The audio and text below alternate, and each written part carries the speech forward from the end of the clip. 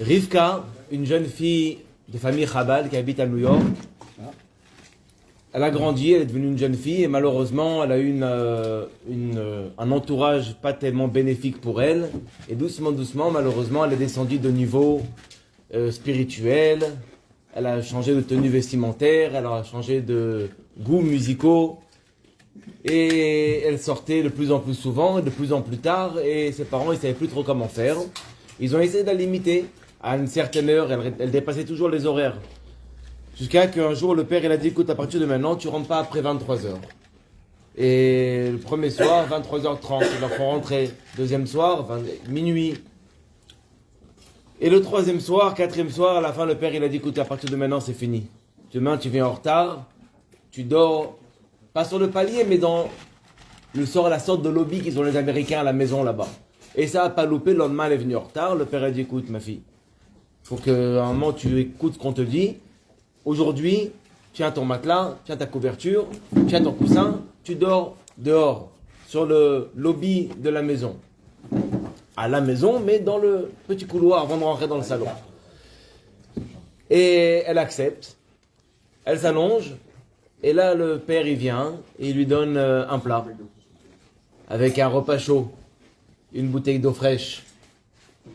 Elle va pour s'endormir et elle voit que son père il s'assoit à côté d'elle sur une chaise avec un verre de thé et une gmara. Elle dit papa qu'est-ce que tu fais? Il lui dit ben toi tu rentres pas à la maison, t'es dehors. Alors moi aussi j'ai passé la nuit à côté de toi. Et il s'est mis à étudier avec elle toute la nuit, elle dormait. Et dès qu'elle se tournait, elle voyait son père un coup en train d'étudier, un coup en train de somnoler. Et elle raconte, cette jeune fille, que cette nuit-là, ça a été un bouleversement pour elle, un changement total dans sa vie en fait. Elle a eu un changement tellement profond en elle qu'elle s'est réveillée une nouvelle personne. Et à partir de ce moment-là, cette jeune fille a changé son comportement et elle est rentrée sur les rails. Son père, il a su comment sa gentillesse, son amour, c'est pas du tout de manipulation, mais il est parti la voir, il lui a tendu la main, il lui a montré le chemin, et finalement, elle est revenue sur les rails. Alors ce soir, messieurs, le sujet, c'est entre autres l'éducation des enfants.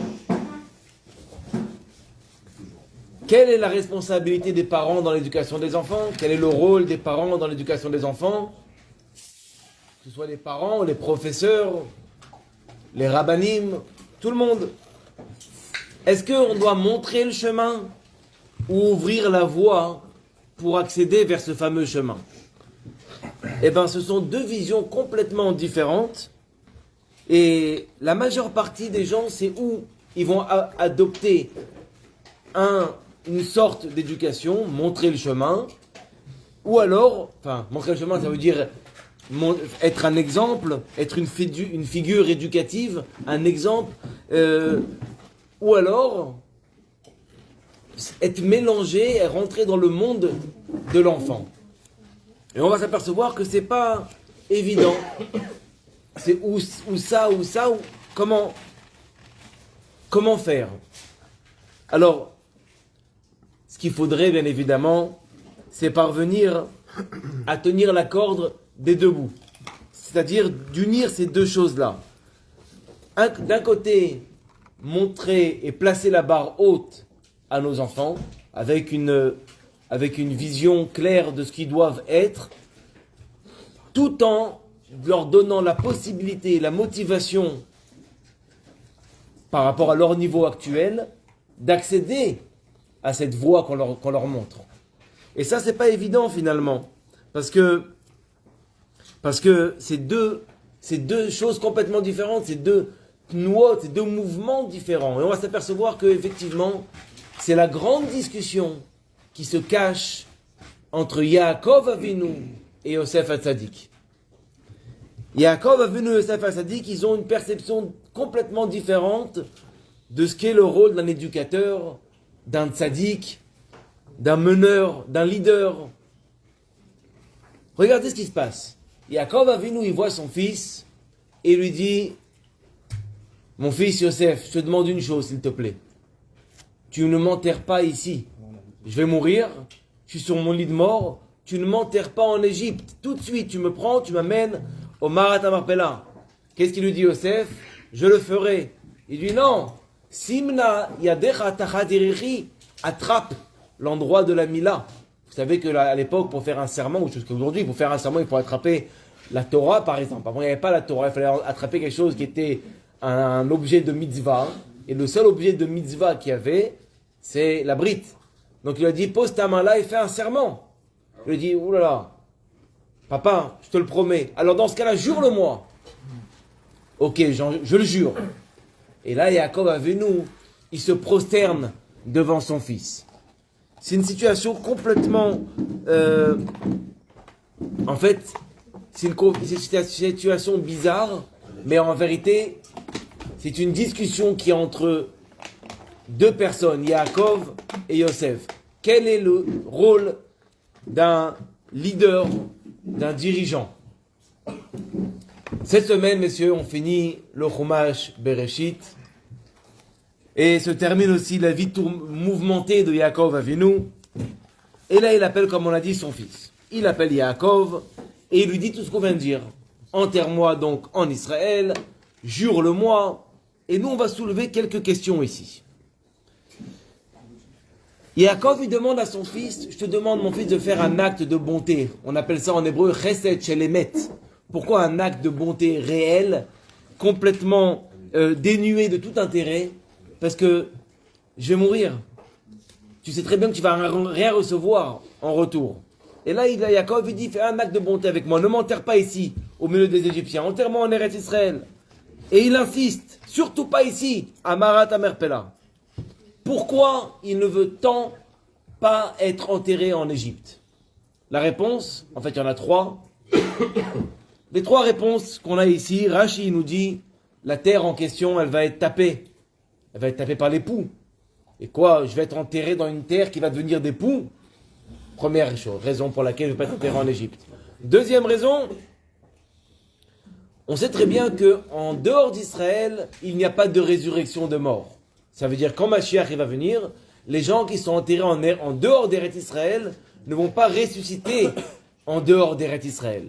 Mais il va avoir, comme ça la Mishnah, le Midrash nous raconte, il va avoir comme des sortes de passages souterrains jusqu'en Eretz Israël, et les morts d'en dehors d'Israël vont venir jusqu'Israël, et là-bas vont revivre. Et Yaakov, il dit, c'est une deuxième souffrance, c'est une deuxième mort. Enterre-moi directement là-bas.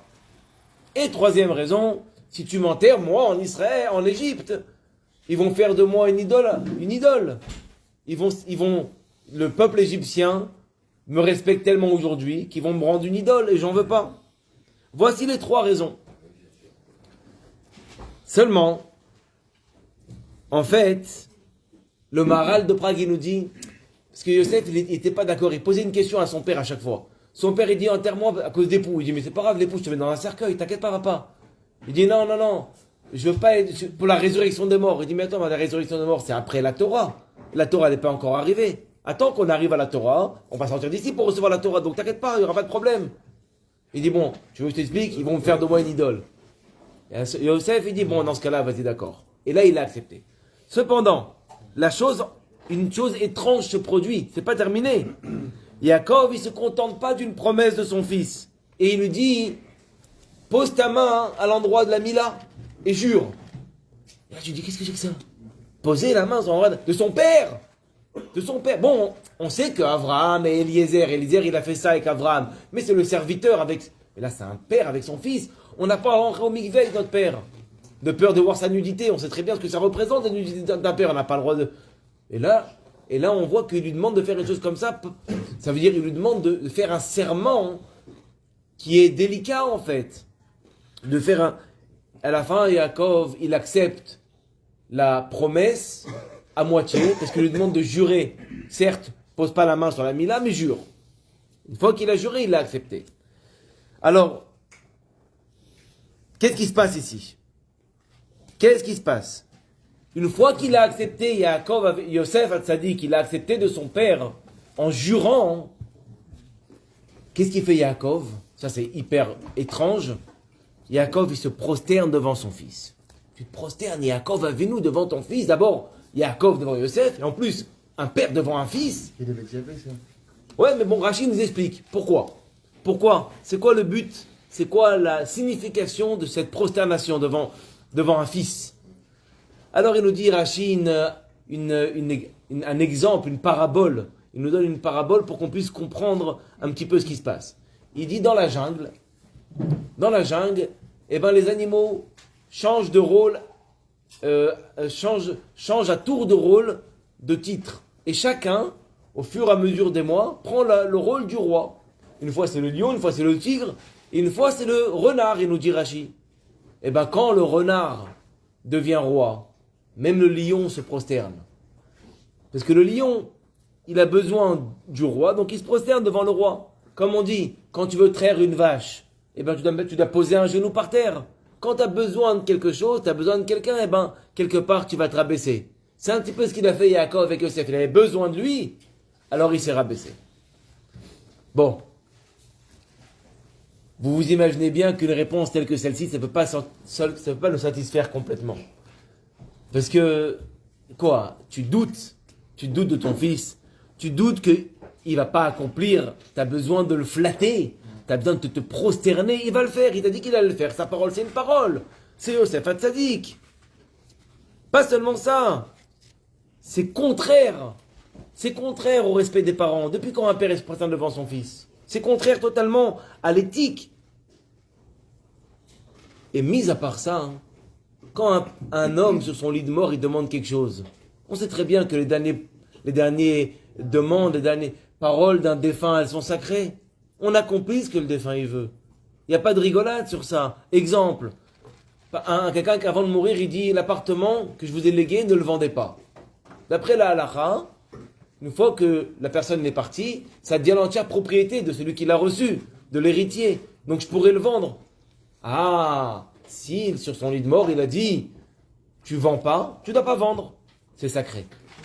Un homme sur son lit de mort, il dit, je veux pas d'oraison funèbre. Oraison funèbre, c'est une mitzvah de la Torah. Si lui dit, je veux pas, tu fais pas. Il y a une histoire très connue avec Rabbi Shlomo Louria, le Maharshal.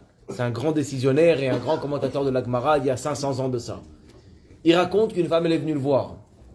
Et elle lui a dit que son mari, avant de mourir, il lui a forcé à faire le serment de jamais plus se remarier. Et maintenant, les enfants, ils commencent à grandir. Elle n'a pas les moyens de subvenir tout seul à leurs besoins. Puis, en plus, ils ont besoin d'une image de père. Elle veut l'autorisation du marshal pour se remarier. Le marshal, il réfléchit et il dit, Moutar, elle se remarie. Quelques jours après son mariage, elle arrive aux portes de la mort. C'est-à-dire qu'elle est sur le point de partir.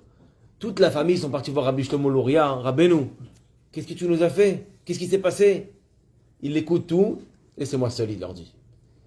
Et là, il se trouve seul devant Hachem. Il lève les yeux au ciel et il dit, toi-même, tu sais, Hachem, que j'ai agi selon la halakha.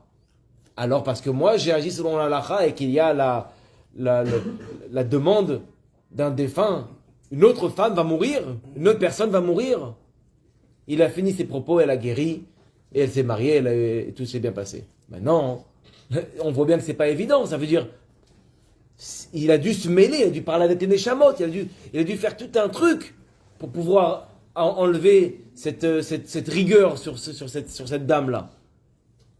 C'est clair que les paroles d'un défunt, les dernières volontés, elles sont sacrées. Alors de quoi t'as peur, Yaakov Avinu? De quoi t'as peur? Ton fils, il a dit qu'il allait le faire. Il a dit qu'il allait le faire. C'est bon. Tu crois qu'il va pas le faire? Tu demandes de jurer, après tu te prosternes pour le flatter pour qu'il le fasse. Qu'est-ce qui se cache ici? On a parlé plusieurs fois que la Torah, c'est que des enseignements, c'est pas une histoire. C'est pas seulement une histoire. Derrière cette histoire, il se cache de grands enseignements. Et en l'occurrence ici, la question, elle est entre Yaakov et Yosef. C'est quoi un leadership? C'est quoi un dirigeant? Quel est le rôle d'un tzaddik sur terre? Et on va voir que Bémet, Yaakov Avinu et Yosef, ils ont deux points de vue complètement différents. Mais avant d'arriver à ça, je vous donne la réponse que le Ramban il a dit. Le Ramban il dit pourquoi il a fait jurer son fils. Yaakov, il est sur son lit de mort. Il vise Yosef, mais c'est pas Yosef qui vise.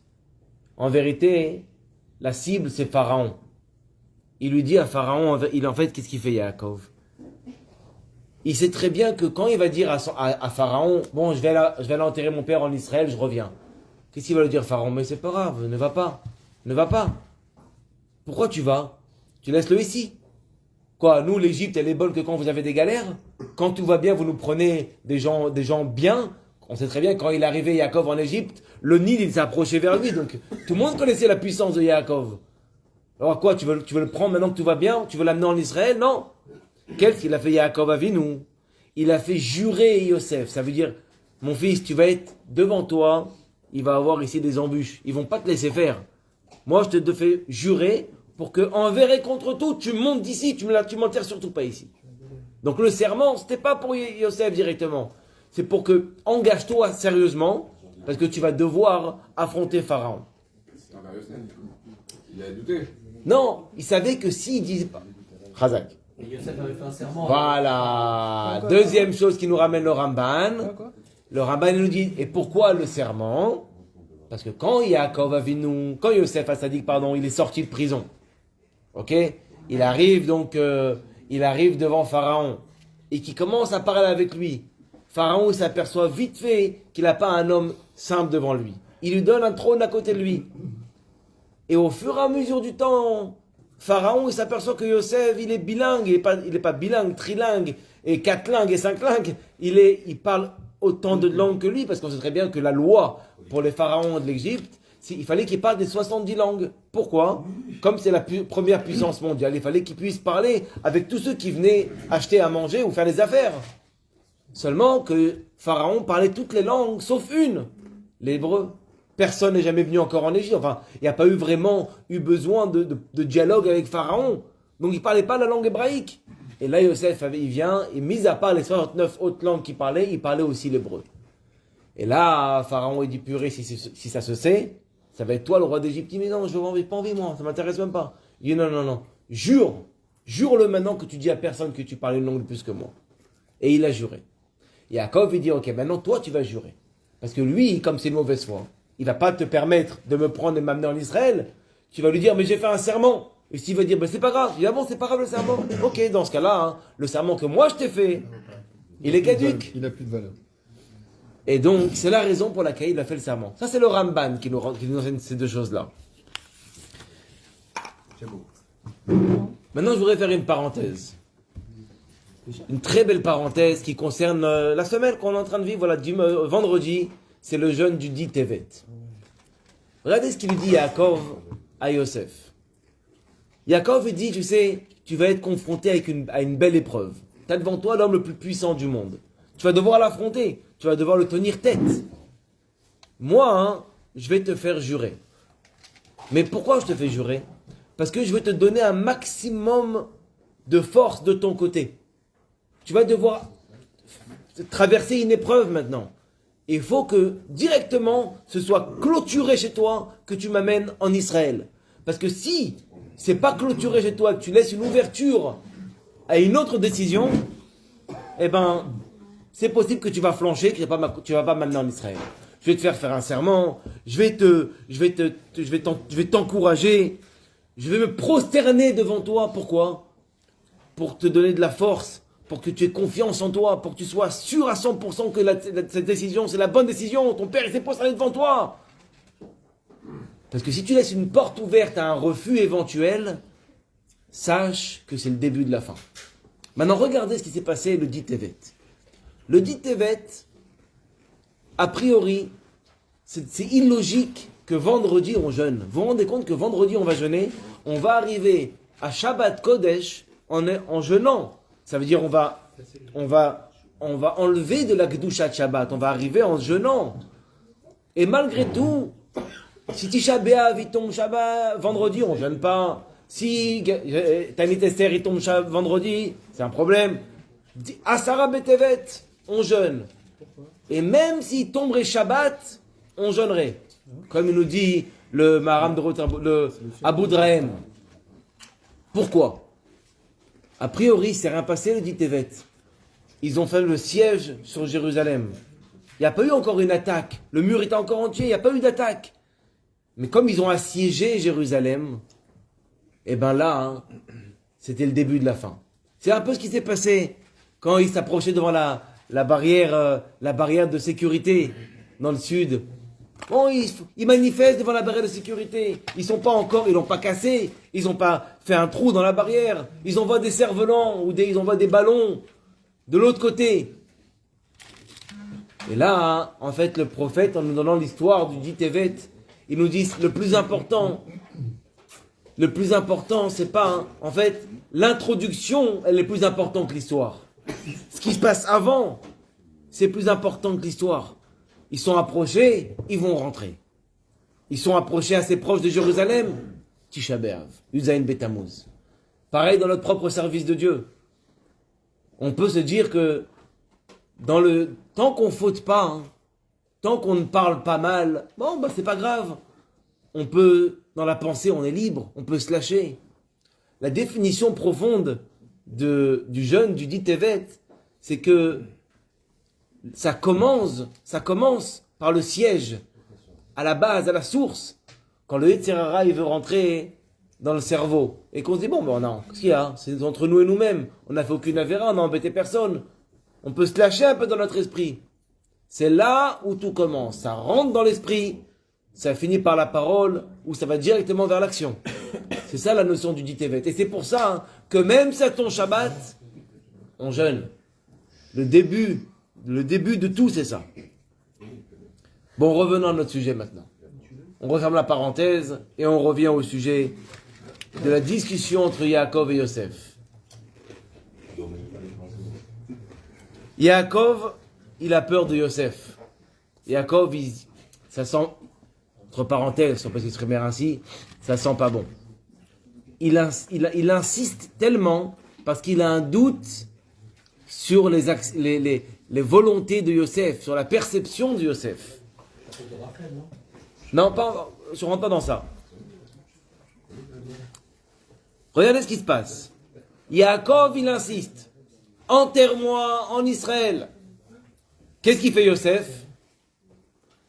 À ses enfants, à lui, il leur demande quoi? Enterrez-moi ici.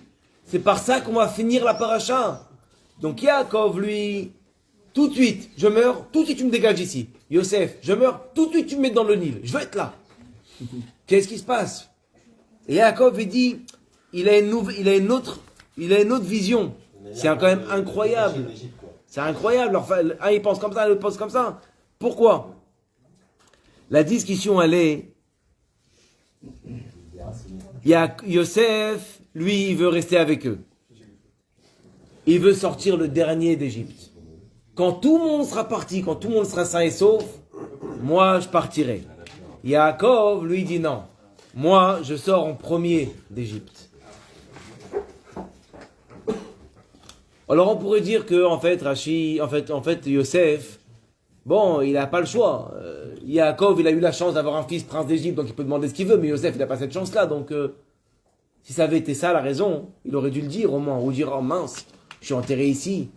Un mot, une allusion. Non, rien du tout. On dirait qu'il est pressé. C'est sa volonté. Entre Yaakov et Yosef, messieurs, écoutez bien ça. Il y a une grande discussion. Une discussion essentielle sur le rôle d'un tzaddik. Sur le rôle d'un père. Sur le rôle d'un éducateur. Est-ce que le tzaddik, il sort en premier ou il sort en dernier? Ça veut dire, est-ce que le tzaddik, il est devant et tout le monde derrière lui, ou lui, c'est tout le monde devant d'abord et après c'est lui? Yaakov, lui, pense que le tzaddik ne doit pas être dans l'exil. Le tzaddik doit survoler l'exil. J'étais avec vous jusqu'à maintenant. Maintenant, je vais en Israël. Pourquoi? Parce que je veux être un phare pour vous. Je veux que vous voyez en moi l'espoir de quitter ça et de venir vers moi. De venir vers le tzaddik, vers venir en Israël. Parce que si on est tellement bien en Égypte, quelque part, on va y rester. Vous savez, c'est marqué dans la Gemara, En chavush yotze et atzmo mibet ha'asurim. Un prisonnier ne sort pas tout seul de prison. Moi, je quitte la prison et de là-bas, vous allez être attirés vers moi. Yosef, il pense complètement l'inverse. Yosef, il dit non, pas du tout. Lui, Yosef, il se dit, il faut associer les deux moments. Ça veut dire, il y a le présent et il y a le futur. Moi, je descends avec eux dans le présent. Je leur pousse le chemin. Je leur montre la voie pour arriver vers cette lumière. Mais ils ont besoin de moi avec eux ici. Je reste avec eux, mélangé avec eux. Comme on sait, on connaît l'histoire que Rabbi Yoshua ben Levi, il a rencontré Mashiach. Et il dit à Mashiach, qu'est-ce que tu fais? Il était devant la porte de Rome, la Gemara elle nous dit, en train de changer ses pansements qu'il avait dans les jambes. C'est une image pour nous dire que Mashiach, il souffre avec le peuple, à Rome, c'est-à-dire dans l'exil. Ça, c'est la vision de Yosef. Yosef, il sait très bien que des jours terribles pour le peuple juif arrivent. Et leur seul repère qu'ils auront, ce sera le fouet sur leur dos. Et les enfants, encore tout bébés, jetés dans le Nil. Et là, à ce moment-là, alors qu'ils vont être plein de douleurs, ils n'auront pas besoin, le phare au loin ne va pas les suffire. Ils auront besoin d'un exemple vivant parmi eux. Et là, ils vont me voir à moi. Ils vont voir le Nil. Ou est-ce qu'ils sauront que moi, je suis enterré là-bas? Et là, ils se rappelleront de moi et de mon histoire. C'est quoi mon histoire, et dit Yosef? Moi aussi, ma mère, elle est morte. Moi aussi, j'étais orphelin. Et moi, j'ai été vendu par mes frères, accusé à tort. Des années en prison, alors que j'avais rien fait. J'ai souffert le martyre. Et qui je suis devenu? Prince d'Égypte. Je suis devenu l'homme le plus puissant d'Égypte. J'ai aidé, j'ai contrôlé, j'ai nourri le monde. Quand ils seront dans l'obscurité et ils verront comment ils sont tombés bas, ils verront qu'il n'y a pas si longtemps que ça, quelqu'un de notre famille, il a couronné sur ce qui nous fouette aujourd'hui. C'est de ça qu'ils ont besoin. Il dit Yosef à Yaakov, en vérité. Et en fait, Yaakov lui dit non. Tu ne peux pas penser comme ça. Tu ne veux pas être trop mélangé. Tu ne veux pas leur donner 30 ans d'espoir. Si tu leur dis Hashem Yitbarach, Tamid Ohev Oti, Ve'ili Tov, Ve'od Yoter Tov, Ve'od Yoter Tov, ils vont rester là-bas. Ils vont rester en Égypte. Il faut que tu leur montres que ça, c'est un endroit obscur et que maintenant ils doivent sortir. Mais Yosef, il dit non, mais si tu n'es pas avec eux, ils ne le verront pas. Et donc, ils ont deux perceptions de la vie et de la façon de diriger un peuple, de diriger un pays, d'éduquer des enfants complètement différentes. Et ces deux visions, il n'y en a pas une plus vraie que l'autre. Les deux sont vraies. Un, il a choisi celle-ci, l'autre celle-là. Et ça, cette vision-là, c'est une base dans les enseignements de la chassidoute, dans la vision des dirigeants de la chassidoute, des maîtres de la chassidoute. Vous savez, on a une question, peut-être même la question la plus forte de toute la Torah. C'est une question qu'on pose avec des pincettes. C'est une question qui fait peur parce que tu te dis, c'est un drôle de juge à Kadosh Baruch Hu. C'est quoi la question? La question, elle est par rapport à Moshe Rabbeinu. Le berger fidèle, l'homme parfait, l'homme qui a pris dans la tête tellement il était là pour nous, à chaque fois qu'on s'est plaint, à chaque fois qu'on a grogné, il a pris notre défense. Un jour, sa sœur, elle meurt, il est en deuil, les Bnei Israël lui mettent la pression, il tape sur une pierre, et à cause de ça, il est condamné à pas rentrer en Eretz Israël. Vous vous rendez compte la condamnation? Bon, c'est pas grave, Hachem il pardonne. Eh ben non, Hachem il pardonne pas. Et là, il prie, va être Hanan à Hachem, il prie. Personne pardonne. Comment il n'a pas prié? La réponse, elle est très très belle. Il y en a beaucoup de réponses. On peut donner jusqu'à demain. Mais il y a une réponse qui va rejoindre tout à fait le sujet dont on est en train de voir maintenant. Et la réponse, elle est qu'il n'y a pas de punition ici. Il n'y a pas de punition. Profondément, ce n'était pas une punition.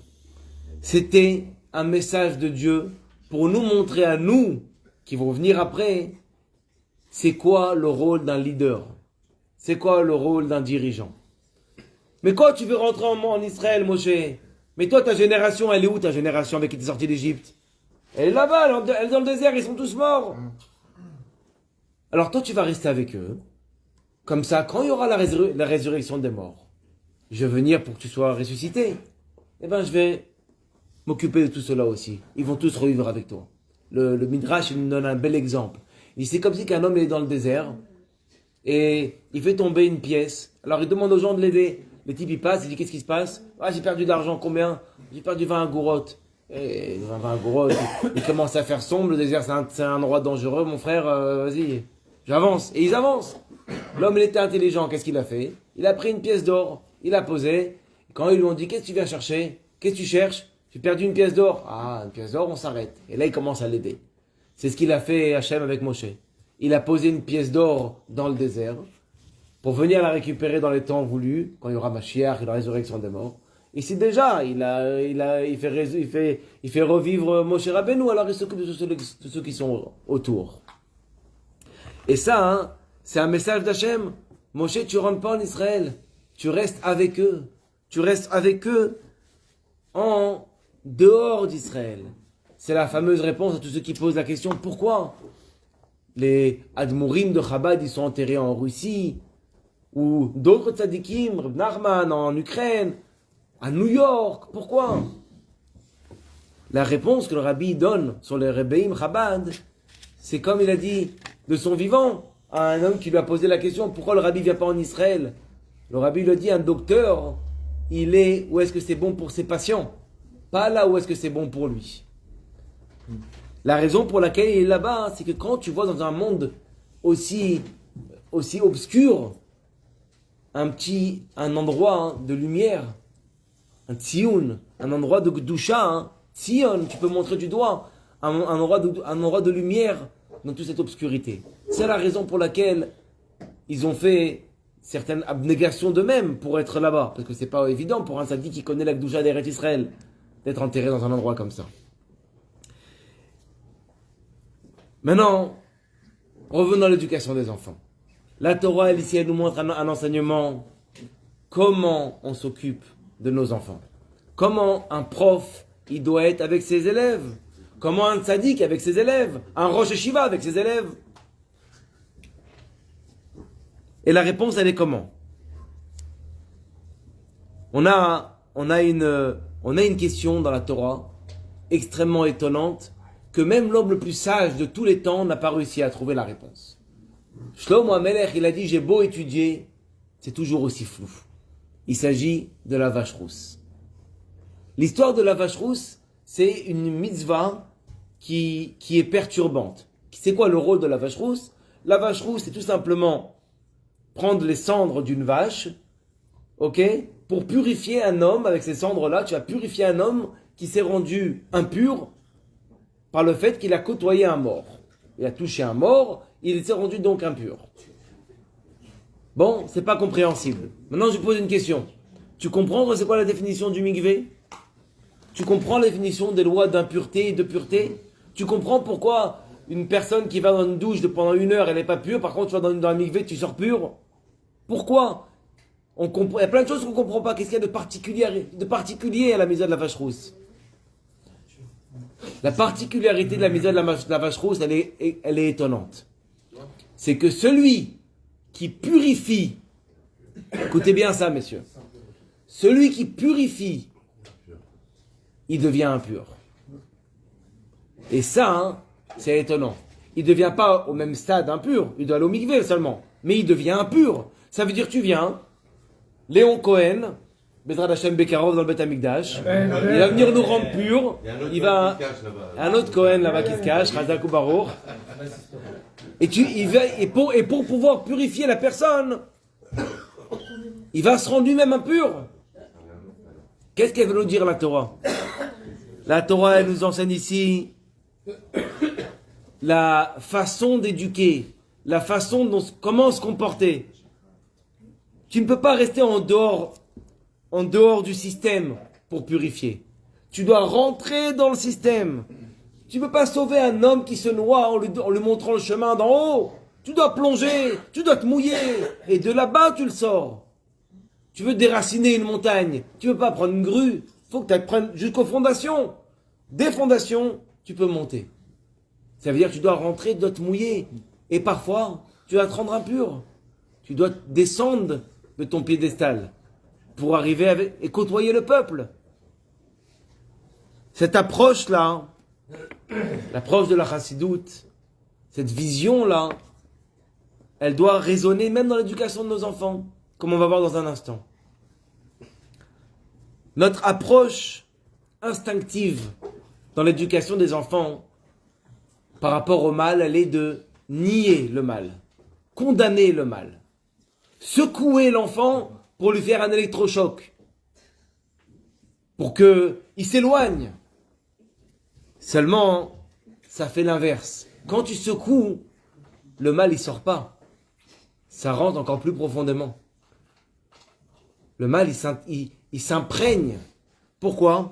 Parce que la personne qui va être en face, il va se dire, mais en vérité, je suis complètement hors jeu, je suis complètement en dehors du système.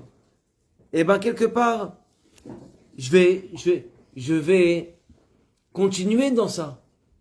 L'électrochoc, il fait jamais l'effet de se détacher. Non, parce qu'en faisant ça, tu ne sépares pas la faute du fauteur. Tu associes les deux. La faute et le fauteur, celui qui faute et celui et la faute elle-même, ça fait qu'une seule chose. Donc le mal, il nous fait peur. On veut faire un électrochoc, mais ce qui se passe, c'est qu'au contraire, il veut dire, mais c'est moi qui est en train de secouer.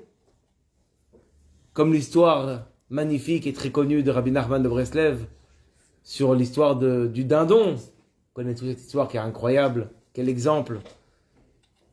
Un fils d'un roi, un prince, il veut, à partir d'un moment, il enlève ses habits. Un prince, il enlève ses habits. Il se met nu. Et il dit, à partir de maintenant, je ne suis plus un prince, je suis un dindon. Un dindon. Et il se met par terre, je suis un dindon. Tout le monde est à table. Vas-y, monte, arrête de faire le lourd, monte, arrête de faire le lourd. Non, je suis un dindon, je suis un dindon. Le roi, il ne savait plus quoi faire. Il était prêt à récompenser ceux qui vont sortir son fils de ce gouffre. Qu'est-ce qu'il a fait un des conseillers? Il a dit, moi j'ai la solution. Laissez-moi m'occuper de ça. Il s'est dévêti aussi. Et il s'est mis à côté du prince. Le prince lui dit, mais qu'est-ce que tu fais toi ici? Il dit, comme toi, je picore par terre, je suis un dindon. Et il picore avec lui. Alors il lui dit, mais comment ça, tu piques avec toi? T'es pas un dindon, toi? Si, moi je suis un dindon. Ah bon? Ah ben d'accord. Dans ce cas-là, on est deux dindons. Et ils sont restés les deux ensemble, deux amis dindons, pendant quelques semaines comme ça, jusqu'à que le conseiller, il dit, oh, je vais mettre une chemise aujourd'hui. Il dit, mais non, quelle chemise? T'es un dindon, toi? Il dit, alors, je suis un dindon avec une chemise, qu'est-ce qu'il y a? Ça change quoi? Et il a mis une chemise. Une semaine après, il dit, je vais mettre un pantalon quand même. Il dit, mais non, comment un pantalon? Tu vois, ouais, bon, un dindon avec un pantalon, ouais, d'accord, t'as raison. Il a fait pareil. Il a mis un pantalon, il a mis la chemise. Il dit, bon, c'est ce que je vais faire. Quand même, je préfère monter sur une chaise, hein. Je vais être un dindon, mais à table, comme je préfère être à table. Il dit, mais tu veux pas, t'es un dindon sur notre part. Il dit, oh, bah, c'est pas grave, je serai un dindon, mais sur une chaise. Il dit, ah bon, on peut? Il dit, mais bien sûr, on peut. Et comme ça, il est venu, et de là-bas, il l'a sorti. De là-bas, il l'a sorti. Il est parti se rendre un dindon, et il a mis assis sur une chaise. Cet exemple-là, c'est notre exemple à nous. Des fois, le prince, l'enfant, il enlève les habits de prince pour mettre les habits de paysan. Mais à cause de quoi? Peut-être dû à un conflit intérieur, dû à peut-être des difficultés à devenir ce qu'on attend de lui, ce que même lui voudrait être. C'est difficile. Alors ce système de garde le retire et l'amène vers le bas. Tu sais quoi? Il va un mécanisme de défense qui va le traîner vers le bas, où là-bas on lui demande beaucoup moins d'efforts, ou là-bas, dans cette situation, les choses sont plus simples et on est moins exigeant. Et il va traîner un peu la patte en se disant, c'est moi ça. C'est moi. Je suis un dindon, moi. Je suis pas comme ça, moi. Je sais pas, moi, est-ce que c'est travailler ou étudier ou avancer ou être sérieux ou être droit ou être peu importe quoi. Ça, c'est moi. Et quand les sages, ils viennent lui dire, mais t'es fou, sors de là, viens, t'es un prince, viens, je te montre, je te mets sur une chaise. Non, je veux pas. Au contraire, ça me fait encore plus peur. Qu'est-ce qu'il faut? Descendre là-bas, s'identifier. Qu'est-ce qui se passe? T'es où? Ah bon, t'es un dindon, toi? À la limite, légitimer la situation. Être un phare, c'est important. Mais descendre au niveau et de se dire d'abord, bon, j'ai été jeune, je sais ce que c'est. Lui dire à lui aussi. Lui faire comprendre, je suis avec toi dans ça. T'inquiète pas. De là-bas, on va monter. De là-bas, tu vas sortir. Je suis avec toi. Je sais pas, vous connaissez l'histoire du type qui dit à son fils, il est arrivé avec un bulletin de notes, et le fils n'arrête pas de mentir, ils ont mis comment ça s'appelle, un détecteur de mensonges à la maison. Dès que il dit un mot, un mensonge, ça fait tut. Et il arrive avec un bulletin comme ça, et le père il dit, c'est pas possible, quel abruti. 2, 3, 2, c'est quoi ces notes pourries? À ton âge avec des 20, moi. Tut. Voilà, ça, là tu veux être un exemple, hein, mais descends, identifie-toi. C'est qui lui? C'est qui toi?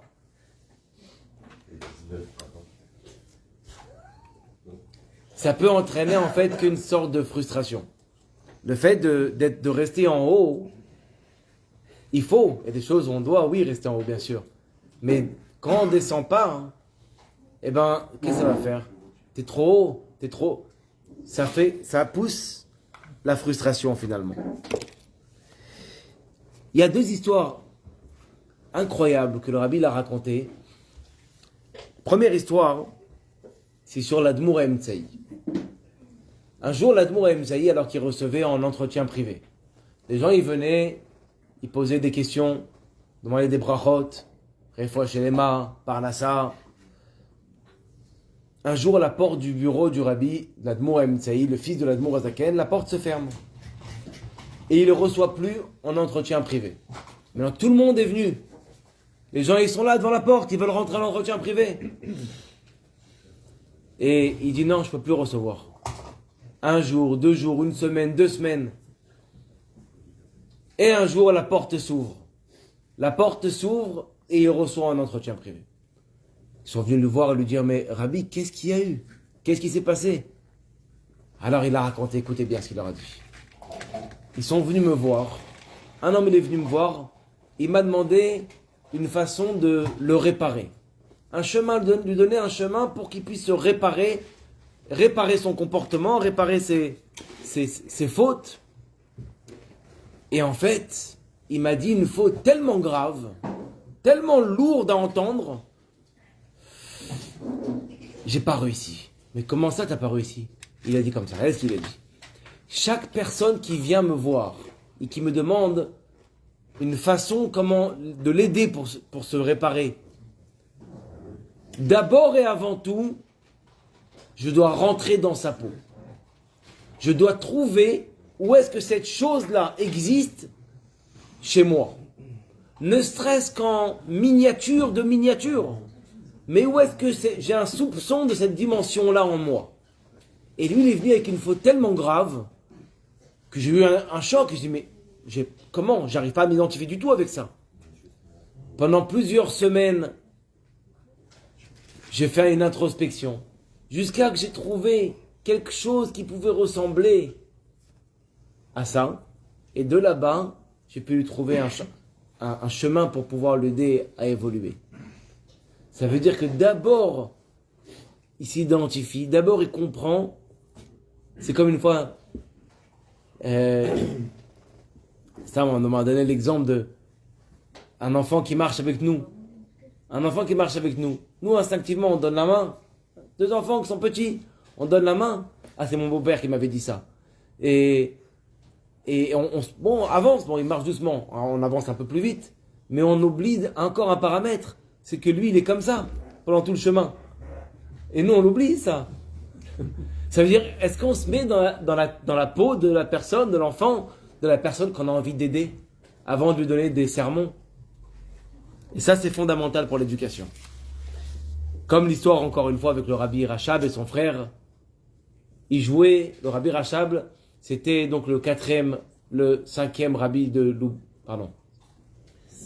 Lubavitch, et il avait un autre frère qui s'appelait Rabbi Zalman Aaron. Quand ils étaient enfants, les deux, ils jouaient à ce qu'ils voyaient à la maison. C'est quoi les jeux qu'ils voient à la maison? Rabbi Chassid. Ah, moi je suis le Rabbi, toi t'es le Chassid. Ah, quand on joue. Donc Rabbi Zalman Aaron, c'était le grand frère, donc lui, il jouait le Rabbi. Et le Rabbi Shalom Dovber, qui à son tour est devenu plus grand, donc le Rabbi, cinquième Rabbi de Lubavitch, il jouait le Chassid. Alors il vient comme ça, et il rentre dans le bureau comme un Chassid. Voilà, Rabbi, je voudrais une aide, je voudrais que tu m'aides à prier comme il se doit, à être attaché à Kadosh Baruch Hu comme il se doit. Et là, Rabbi Zalman Aaron, il dit, ok, il faut que tu fasses ça, ça, ça, ça. Qu'est-ce qu'il lui dit, le Rabbi Rachabi? T'es un charlatan, toi, t'es pas un rabbi. Il dit, pourquoi? Il dit, parce que papa, quand il entend la plainte d'un chassid, d'abord il soupire. Toi, t'as même pas soupiré. Tu m'as donné le conseil comme dans les livres. Le soupir, c'est le moment d'identification. Tu l'as pas fait. Comment tu peux me donner des conseils? Alors, venons, on finit maintenant. Ces deux visions de Yaakov et Yosef, ces deux façons d'éduquer les enfants. Mais nous, ce qu'on a dit au tout début, vous vous rappelez, c'est quoi? Il faut réussir à faire les deux. À être les deux. Être à l'extérieur et en même temps à l'intérieur. Ça veut dire,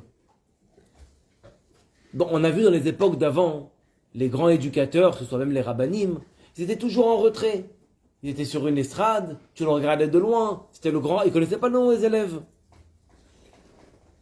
Ils ne connaissaient pas le monde des élèves. Et il y a d'autres genres de personnes qui vont se fondre dans la masse. Le prof qui va écouter l'élève, qui va l'accompagner dans ses délires à la limite, qui va le suivre au poste s'il se fait embarquer pour lui donner des conseils et des encouragements s'il se fait embarquer. Cet homme-là, l'élève va se souvenir de lui. Cet homme-là, il va impacter l'élève toute sa vie. Alors que le directeur, aussi grand soit-il, il est loin. Mais c'est un exemple. Alors bien sûr, il y a des choses que un père il peut pas faire, qu'il n'a pas le droit de faire, et qu'un enfant il peut faire à la maison. Un père il doit être l'image d'un exemple, de quelqu'un qu'on a envie de ressembler. Il doit inspirer le respect. Il doit faire des choses qu'un enfant il fait pas. Un enfant, quand il n'a pas ce qu'il veut, il crie. Est-ce qu'un père, quand il n'a pas ce qu'il veut, il crie? Bon, ça inspire pas trop le respect, parce que tu te comportes un peu comme moi. On doit travailler sur le fait d'inspirer le respect d'adulte, entre parenthèses, celui qui est l'homme respectable, qui contrôle son monde intérieur. Mais d'un autre côté, on doit savoir où est-ce que notre enfant se situe, où est-ce que lui, il est. Et rentrer dans son monde à lui, sans devenir copain avec lui, il n'a pas besoin d'un copain, il a besoin d'un père. Mais ne pas être aveugle dans le sens où on ne doit pas être concentré sur l'évolution de l'enfant seulement. Pour pouvoir le pousser vers l'avant, on doit se dire et essayer de se mettre à sa place et vivre, ne stresse qu'un petit peu comme il a vécu, comme le Rabbi l'Admoura MCI nous dit, un petit peu de ça en nous. Là, on a avec qui parler. Là, il y a un dialogue. Là, il y a deux personnes. Si toi, tu es là et lui, il est là, bon, tu mets la pression pour rien, papa. J'ai envie de rester juste ici, tu m'as mis l'angoisse. Il y a deux façons d'éduquer. Il y a une fois, si un enfant, il reçoit une punition à l'école, il y a un enfant qui va dire, purée, il faut surtout pas que mon père, il le sache. Et il y en a un autre qui va dire, oh là là, il faut vite que j'appelle mon papa. Il faut vite que j'appelle papa. Qu'est-ce qu'on voudrait, nous? Qu'est-ce qu'on fait? Faut qu'il sache que la personne de confiance au plus haut point, c'est moi. Je dis un jour à mes enfants, si vous cherchez des réponses à des questions, avant d'aller regarder ailleurs, venez me voir à moi. Un enfant qui traverse la puberté, un enfant qui grandit, il cherche des questions. Il ne comprend pas comment son corps il change. Il ne comprend pas beaucoup de choses. Si toi, tu es en haut, t'attends quoi? Va le voir. Dis-lui. Si tu te poses des questions sur ci ou sur ça, ou même si tu ne rentres pas dans les détails, si un jour tu te poses des questions sur quoi que ce soit, les premiers renseignements, viens les prendre chez moi. Je saurai comment t'expliquer. Après, tu fais ce que tu veux. Lui montrer que les personnes la personne qui veut l'entendre, qui veut l'écouter, sans la juger. On n'éduque personne quand on juge. On n'éduque personne quand on juge. Quand tu juges une personne, même si la personne avait baissé la garde et qu'elle s'était ouverte, au moment où tu la juges, même si tu ne le dis pas, même si c'est que dans ton cerveau que tu vas juger, tu vas voir que les briques et la muraille entre toi et lui, elle va remonter. Et c'est fini. Il va se remettre. Il faudra recasser cette muraille.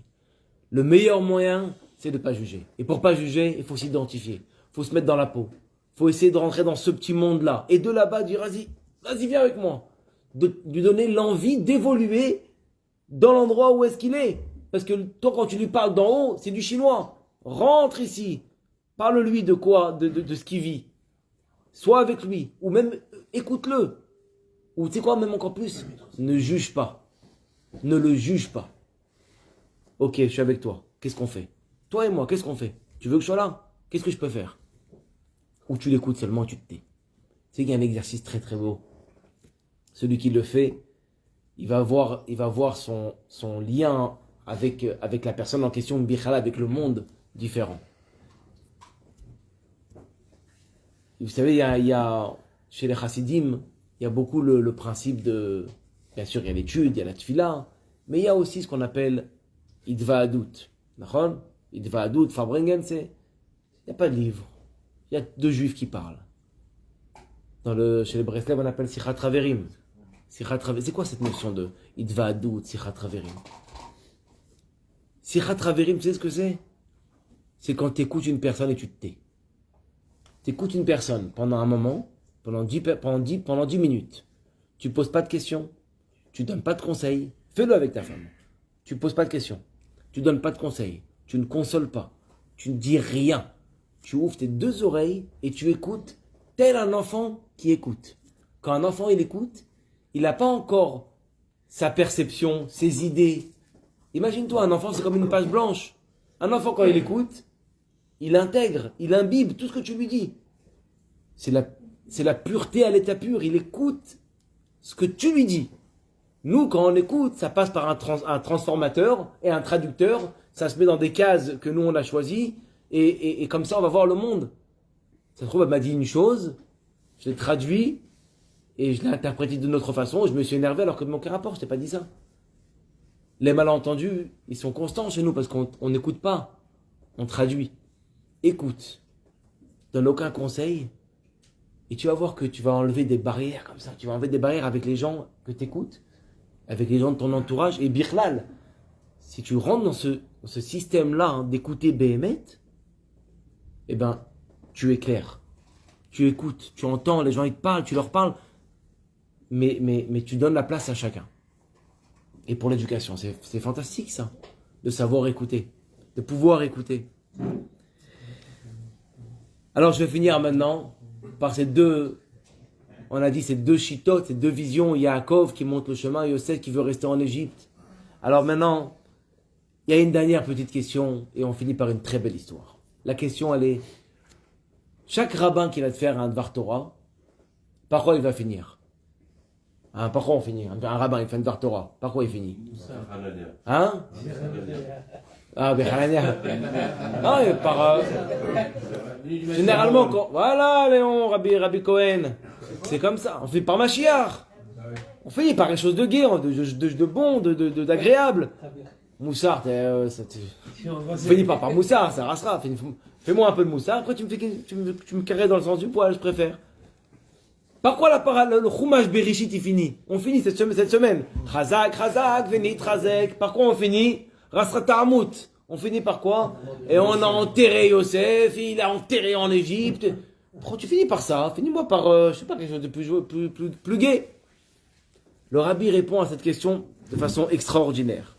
Il dit non, il ne s'agit pas d'une fin, mais d'un début. En fait, c'est le début de la sortie d'Égypte. L'enterrement de Yosef en Égypte, c'est ce qui leur a permis plus tard de sortir d'Égypte. De savoir qu'ils ne sont pas seuls, qu'il y a leur père avec eux, qui est avec eux dans la galère, dans l'obscurité. Et ça même, ça les a fait sortir d'Égypte. Yaakov, il était parti. Ok, on a au loin la vision d'un Marat Amarpella, d'un tzaddik, d'un maître, de notre grand-père, on ne peut même pas le donner encore de mots. Mais il n'est pas avec nous, là. Il n'est pas là. Et je finis par une très très belle histoire. Enfin, une très belle histoire. Une histoire qui peut nous donner beaucoup d'enseignements. Le Rav Moshe Orenstein, c'est le Rosh Yeshiva de la Yeshiva de mon fils, là, à Natania. Quand il était jeune, ok, c'est un Tamid Chacham, un Chassid. Quand il était jeune, chaque année, en fait, il est parti, tous les jeunes rabbins, ils font ça. Ils vont un an à New York, et ils restent un an au 770. Pendant un an, ils étudient la Torah là-bas. Début de l'année jusqu'à la fin de l'année, un an. Ça arrive le mois de Tammuz, et jeudi soir, son frère se marie en Israël. Maintenant, Shabbat, il y a un très très très gros Farbrengen avec le rabbi. C'est Yud Bet Tammuz, c'est un jour à ne pas rater. Il dit comment je peux être ces deux endroits à la fois? Pas possible. Qu'est-ce qu'il a fait? Je parle de ça en 1987. Donc il a pris un billet d'avion, il a dit moi je veux le tout pour le tout. Il a dit je vais arriver au mariage jeudi, vendredi matin, la première heure où je pars, j'arrive vendredi avant Shabbat. Juste en arrivant au 770, je suis bon pour Shabbat. Tout le monde lui dit mais attends, mais d'abord ses parents n'étaient pas contents. Ses copains lui disent mais tu ne peux pas faire une chose comme ça. Demande à un rat, il va dire que tu n'as pas le droit de faire ça. Comment tu veux faire? Tu vas dans les airs alors que Shabbat il va rentrer. Je sais pas comment tu. C'est pas, halakhiquement parlant, disons que c'est compliqué de trouver l'autorisation. Il a entendu personne, fermé ses oreilles, et il l'a fait. Il arrive au mariage, le lendemain matin il est parti, il prend l'avion, il s'endort dans l'avion, il se réveille, il entend, attachez vos ceintures, on va bientôt se poser à JFK. Elle est belle, royale, tout est magnifique. Seulement que le temps passe et l'avion il tourne en rond. Et il y a un message, en fait il y a beaucoup trop de brouillard pour se poser. Ils vont avancer jusqu'à Boston. Il dit moi je suis aux États-Unis, Boston, je sais pas, à Boston. Et il se pose à Boston, et lui il a déjà pris son sac pour atterrir, il lui dit où tu vas? On n'a pas l'autorisation de descendre ici, on ne peut pas descendre sans valise ici, où tu vas aller? Attends, on attend que le brouillard il se calme. Et on retourne à New York, il dit mais non, mais moi c'est le Shabbat, je peux pas. Et il commence à faire un scandale. Bon, à la fenêtre, ils lui disent écoute, normalement, d'après nos calculs, on devrait arriver avant la couche du soleil à New York. Il se rassoit, il redécolle et ils arrivent 5 minutes avant Shabbat. Donc, il fait kidouche à l'aéroport, il a les 2 pitotes que sa mère lui a données, ça lui sert de lechem mishné pour Shabbat. Et voilà qu'il passe la nuit sur un banc là-bas à l'aéroport. Très très tôt le matin, il se lève et il dit allez, on est parti. JFK, on va de là, 770. Il est chaud. Et sur le chemin, d'abord en sortant, il parle à un taxi portoricain là-bas, il lui explique un peu le système. Il tombe sur un type qui comprend tout à fait. Il dit ok, il est où ton sac? Il dit il est dedans. Il bouge pas. Il prend le sac, il lui met dans le truc, il dit maintenant marche à côté de moi. Et il a fait marcher comme ça pendant très longtemps, jusqu'à que, quand même encore quelques kilomètres du 770, il rencontre là-bas des copains à lui qui sont venus le chercher, mais qui sont vus, ils se sont dit, il aurait dû arriver vendredi, c'est bizarre qu'il n'est pas encore arrivé, ils sont partis le chercher à l'aéroport. Et finalement, ils arrivent au 770, avant même le Fabrani commence. Maintenant, lui, il est un petit peu gêné, il a passé un Shabbat un peu spécial, marché comme ça, bon, il n'a pas fait de Issour, mais disons que c'est pas glatt. Il se met dans un coin comme ça, et juste que le rabbi ne me voit pas, il avait un peu honte. Il se met dans un tout petit coin, personne ne le voit, et Fabrani commence. Pendant tout Fabrani, le rabbi il parle, il dit des sirotes, il dit des mahamarim, des nigunim, tout ce que tu veux. Et à la fin, à la fin du Farmangan, le rabbi il va pour se lever et il dit, avant de faire la bracha, pardon, il dit, il y a ici des gens qui sont venus d'Eretz Israël. Leur tête elle est un petit peu embrouillée.